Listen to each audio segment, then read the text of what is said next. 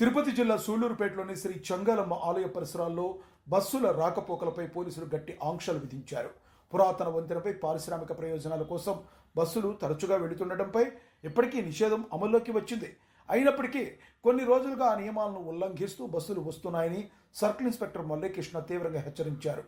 ఆలయానికి రోజువారీగా భక్తుల రద్దీ అధికంగా ఉండడంతో ట్రాఫిక్ జామ్ సమస్యలు ఏర్పడుతున్నాయని ఆయన స్పష్టం చేశారు. ముఖ్యంగా దసరా నవరాత్రుల సమయంలో వేలాది మంది భక్తులు దర్శనానికి వచ్చే నేపథ్యంలో ట్రాఫిక్ క్రమబద్ధీకరణపై ప్రత్యేక దృష్టి సారించాలని తెలిపారు. ఇకపై నియమాలు అతిక్రమించే బస్సులపై పెనాల్టీలు మాత్రమే కాకుండా వాహనాలు సీజ్ చేసే చర్యలు కూడా వెనకాడబోమని ఆయన హెచ్చరించారు.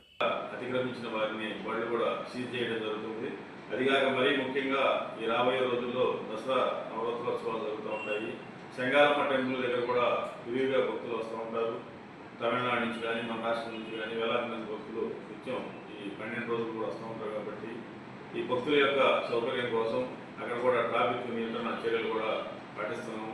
అదేవిధంగా దానికి సంబంధించి సిబ్బందిని కూడా నియమిస్తున్నాము. ఈ విధంగా ఎవరైనా పొరపాటు కనుక ఈ కంపెనీ బస్సు కనుక వచ్చినట్టయితే వాటిని ఫైన్ వేయడం అనేది కూడా లేకుండా బస్సుల్ని సీజ్ చేయడం జరుగుతుంది. సీజ్ చేసి కేసు కూడా నమోదు చేయడం జరుగుతుంది. కాబట్టి ఈ ట్రాన్స్పోర్ట్ వాళ్ళు ఎవరైతే యజమానులు ఉన్నారో వాళ్ళందరూ కూడా గుర్తెరిగి ఈ ఏదైతే ప్రజల యొక్క సౌకర్యార్థం పోలీసు వారు సూచిస్తున్నారో ఆ విధంగా నడుచుకోవాలని, హోలీ క్రాస్ నుంచి టౌన్లోకి రావడం, హోలీ క్రాస్ నుంచి టౌన్లోకి బయటకు వెళ్ళడం, కంపెనీకి వెళ్ళడం కూడా చేయాలని విజ్ఞప్తి చేస్తున్నాం.